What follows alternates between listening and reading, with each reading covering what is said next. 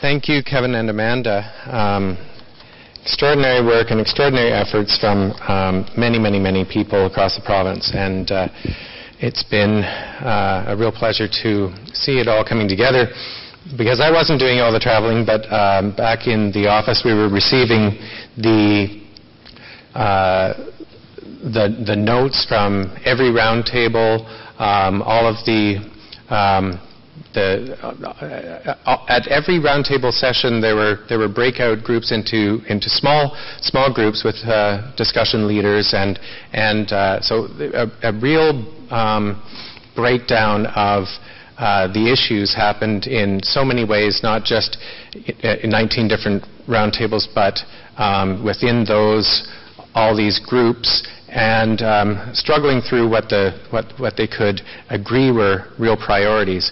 And so when those are brought together, we had an intern with us from UBC, Kevin Kwan, who worked on doing a lot of the compilation, and then Nick started with us as our research assistant, and he began to organize it into categories. So we have in the end a document that we are providing today. You'll receive copies when you leave for the break after this presentation, that ended up being something like 26 pages of full descriptions of the recommendations from the community. I am your messenger, and what we have in the document comes from all of you. At the outset of the document, we decided we have to be very clear about some of the terminology, so there are some definitions included, and with particular attention to this one, what is culture? And it was part of our summit last year that we tackled this, first of all because we wanted to be clear about what is the scope of this conversation, and also so we have a common understanding of what we're talking about when we are referring to cultural policy. Looking at what has emerged from the collaboration of cultural funders across the country, and the establishment of the Cultural Satellite Account and its work in Stats Canada to produce a conceptual framework for cultural statistics. We have this definition, which is basically the official Canadian federal government definition of culture as it relates to all the work that StatsCan does and so on. And it's the creative artistic activity and the goods and services produced by it and the preservation of heritage. So it's very broad. And we agreed following last year's summit that we wanted to keep the conversation broad. We want to be inclusive of professional arts, community arts, the creative industries and their impacts, and especially how all of these things cross over from one realm into another, to the impacts of creative and artistic activity that reaches into education and health and so many other areas of our lives. The preservation of heritage, of course, also in addition to the performing and visual arts, is part of this definition. So the consultation process included the community cultural roundtables. It included the online survey. It was building on what we had already been discussing and taking notes about in our 2013 and 2014 arts summits. In addition to a lot of issues that had to be distilled down in smaller committee kind of ways, with that engagement committee looking at how we reach out, how we assure ourselves that there's some geographic representation beyond our local art summit here that is mostly accessible to people in the Greater Vancouver area. We acknowledged in our early work that it's not that cultural policy doesn't exist at the provincial government level. Of course, there's a lot of expressions of policy that come through legislation, through the establishment of agencies like Creative BC, like the BC Arts Council, and any of the budgets released each year come with ministry service plans that actually have fairly clear descriptions of why the provincial government is making investment in culture, for the purposes of this finance document, what is the value to British Columbians of investment in culture. So these things are stated by the provincial government already in various ways. The mandate letter from the Premier to Minister Oakes last year is driving the minister's priorities and all of the elements that were discussed in her welcome video. So we're not really talking about just cultural policies as a scattered sort of thing, and we're not trying to talk about what is one overarching policy.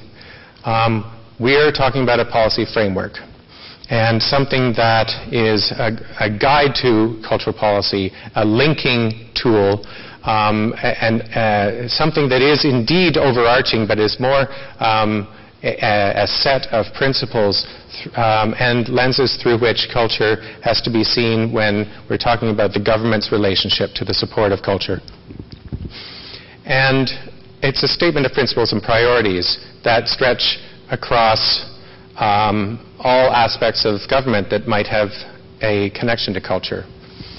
The idea of a framework at last year's summit was helpfully clarified by the look at the Alberta Social Policy Framework, where it defines this: policy frameworks are tools that guide decision-making, set future directions, identify important connections, and support the alignment of policies both inside and outside an organization.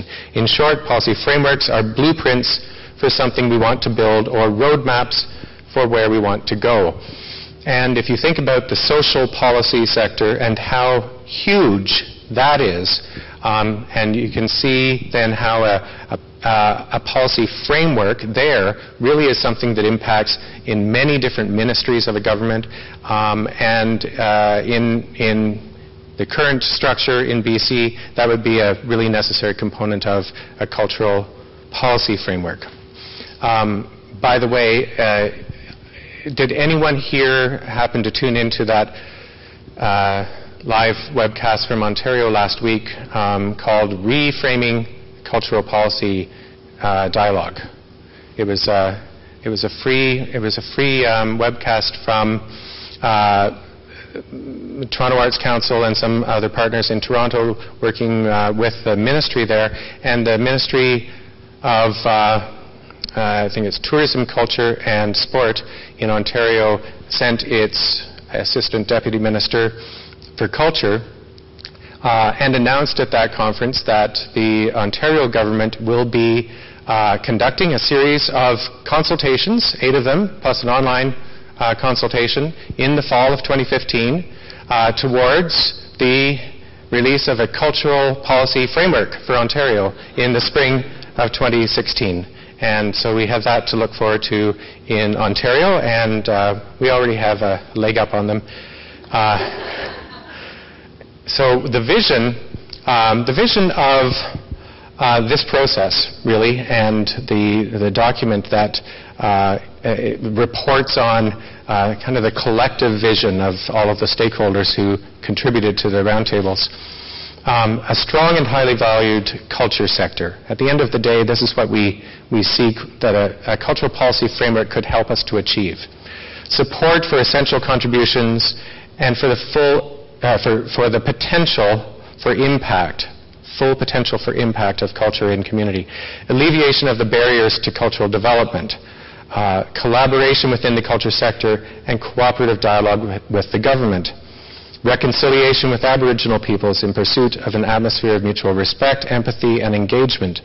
And transparency and consistency in relations with the government. So all of these ideas, again, I'm the messenger, these were expressed as really the big ideals that people would hope to achieve through a stronger sense of a policy framework guiding government policy. So we talked at first in the questions at the roundtables and online about the impacts of culture in communities.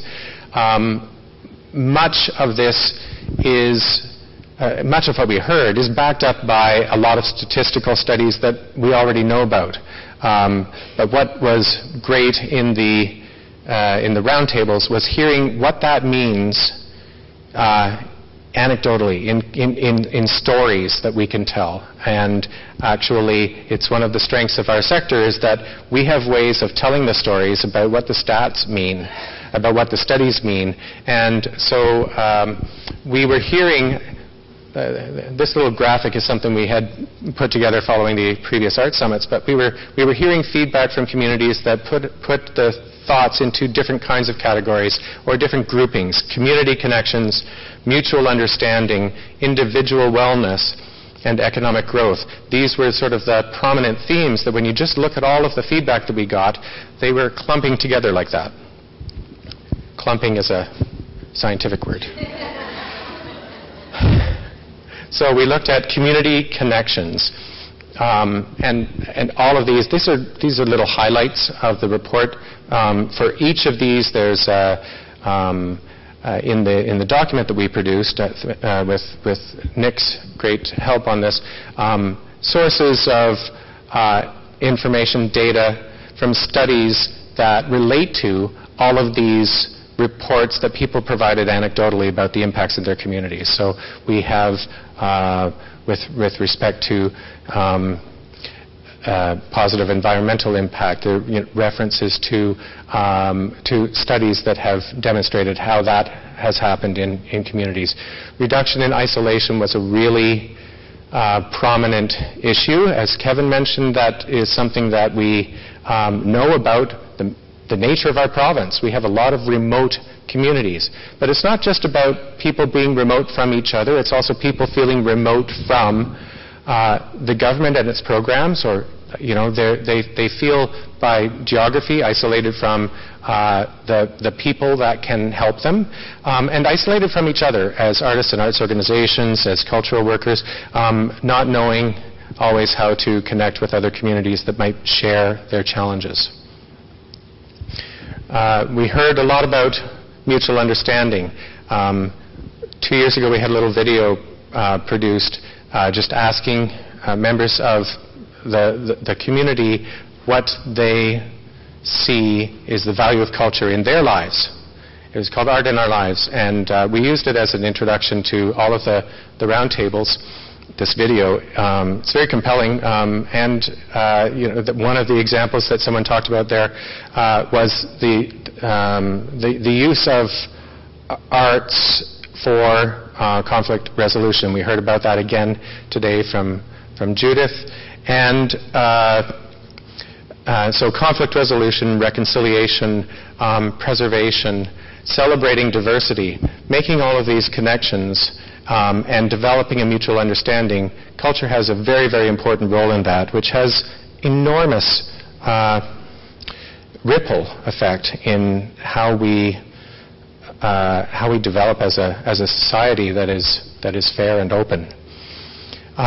Looking at down to the individual level, the expression of wellness, and the ability of culture and the arts to impact on individual health and social belonging, education, just being able to empower and encourage the kinds of interactions that make for a healthier community at the very local level, healthier people, healthier relationships. And of course we talked about economic growth. And recently, Kelly alluded to this as well, the provincial and territorial cultural statistics were released just a week ago, and so we can see what the impact is of a very large sector, and one that is very, very strong in BC and very influential in BC. And there was an infographic in that report that showed how the contribution to the economy from the cultural sector is bigger than the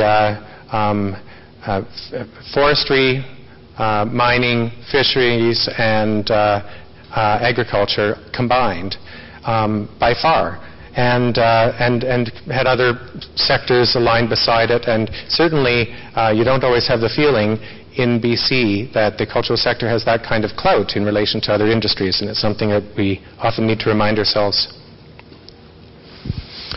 Of course, coming out of all this discussion, the impacts of culture was really about understanding how different communities see those impacts differently, and that was a part of our job, getting out there on the road, knowing that the impacts feel different in Haida Gwaii than they do downtown Vancouver.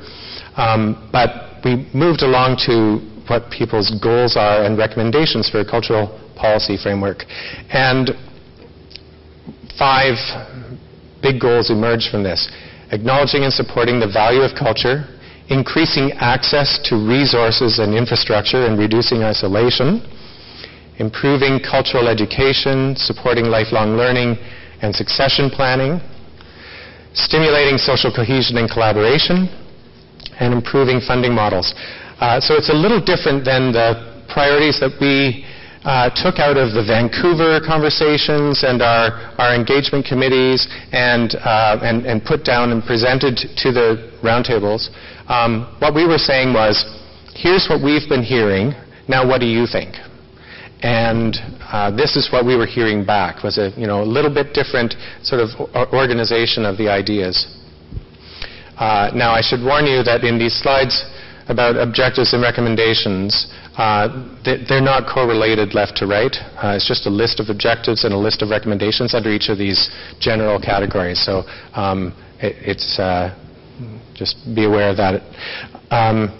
So we have, under acknowledging and supporting the value culture, a set of objectives, and in each of these you're going to see that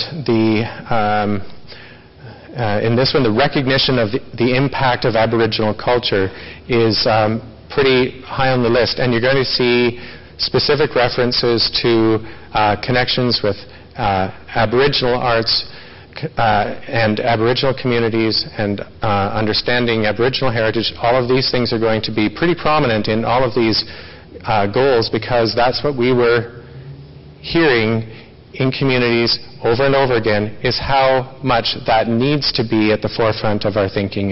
That is the context under which we are all here.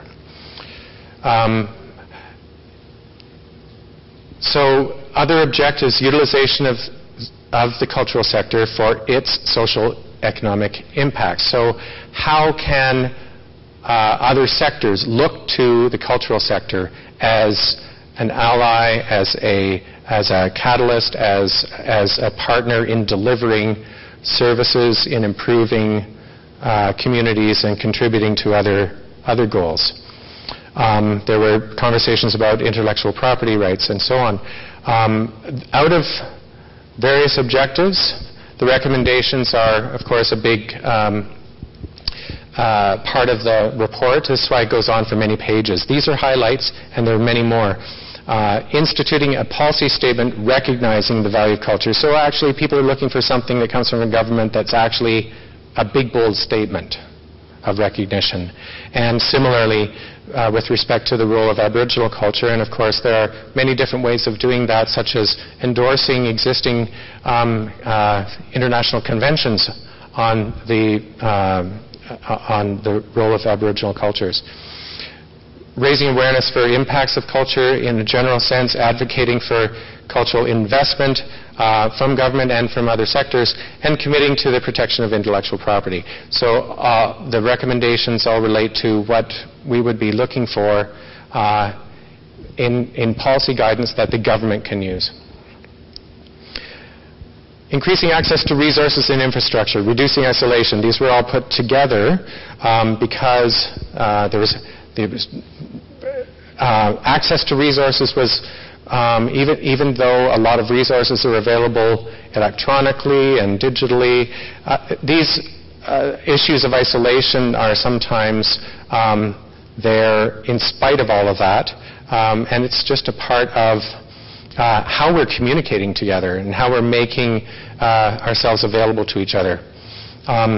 Transportation has an impact here. The internet has an impact.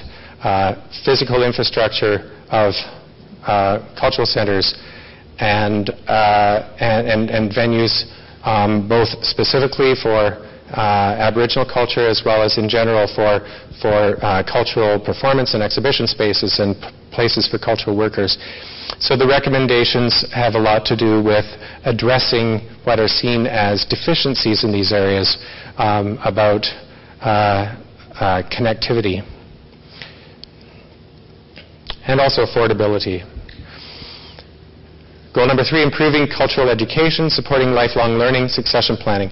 I think we could probably do some more work on how we phrase the goals, but really this is how they came out of the communities. And once again, with respect to how we, as a whole community, understand the context of what we do in relation to Aboriginal culture and history. The use of culture to aid at-risk communities and individuals, enhancement of cultural literacy, engagement with cultural activities and heritage, utilization of technology. Basically, again, the objectives tended to be addressing issues, gaps, problems that people see, and how we might start to put together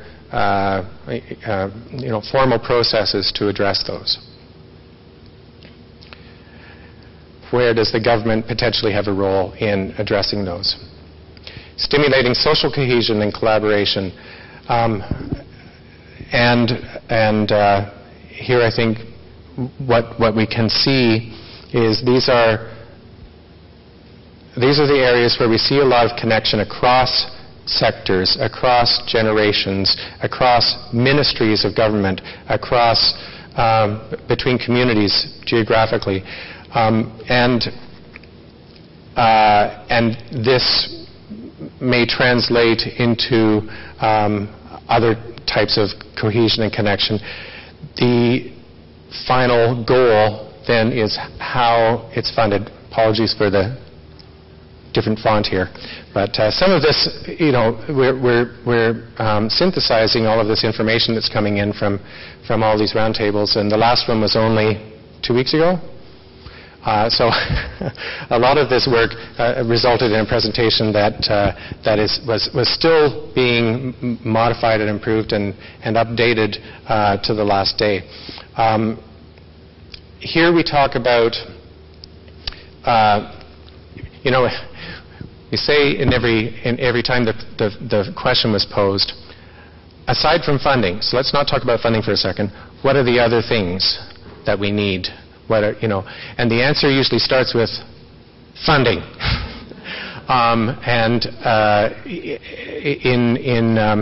In almost every respect, we have to acknowledge that still is seen as a significant issue at the top of the list for everyone. Before they can say anything else, they need to say, first of all, we need more money to work with. And then maybe we can start to achieve some of these other things, put together these other structures, and look at how the models could work better for us. But we can't necessarily do it with just the money we've got. So it's a real leap for people to think about, if you had all the money in the world, and you put that aside, what are the structures you need or what are the things that we can do partnering the community with government to have more impact?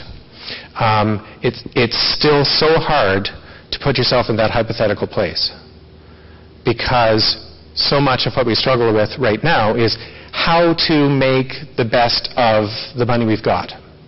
And that always puts us in a kind of compromised way of thinking about what's possible. So we did our best to set up the conversation, but that's always there, and I think that I just have to mention that keeps coming back again and again. Certainly the community still feels very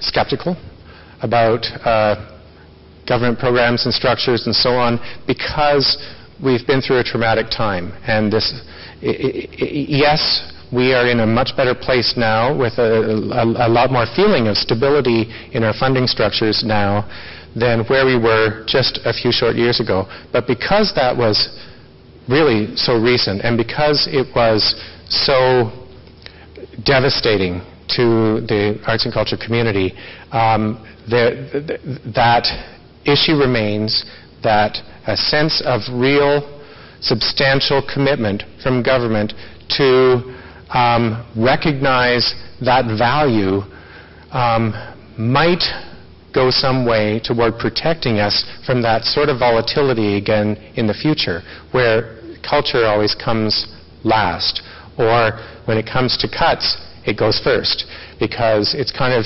considered inconsequential to the rest of the operations of government, and it's not.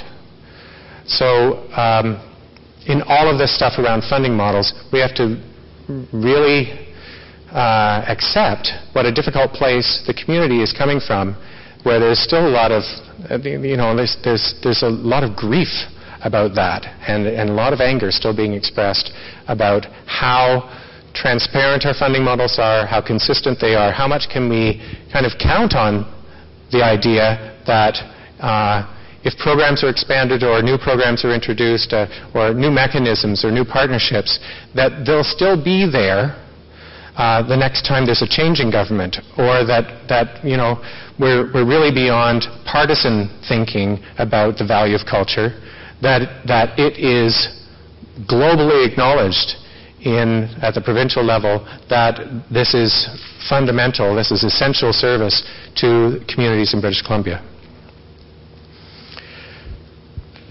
All of this means, that whole context is part of what came out at the end, were a lot of things that might fall outside of what we would consider examples of other cultural policy frameworks. And you heard Kevin mention it. He mentioned it because it came up in every single location, that there were people who felt very strongly that we need a separate Ministry of Culture to address the needs of this community. And so that's out there in this report, and it's strongly supported by the view of a lot of people. I think that the important thing here, this is me personally now, the important thing here is that the idea of this at least has to be considered and discussed, because I know that there's a lot of people who are saying that there's many reasons why this kind of idea would not be, not necessarily solve anything, right? It could just be a way of looking like we have a priority on culture by having a ministry for culture. Certainly there has been experience in other provinces, I think of Alberta, for example, where a separate Ministry of Culture was established for the first time only recently, and then it was gutted. Makes it easy to kind of set it up aside on its own. And so, there are lots of arguments all around that sort of thing, but what people are expressing here is that they're expressing the feeling that the government does not prioritize culture or understand its value to the whole functioning of government. And that is, I think, the essential message, however we take that forward. Cultural exchange programs, talking about here the isolation issue and the connecting of communities.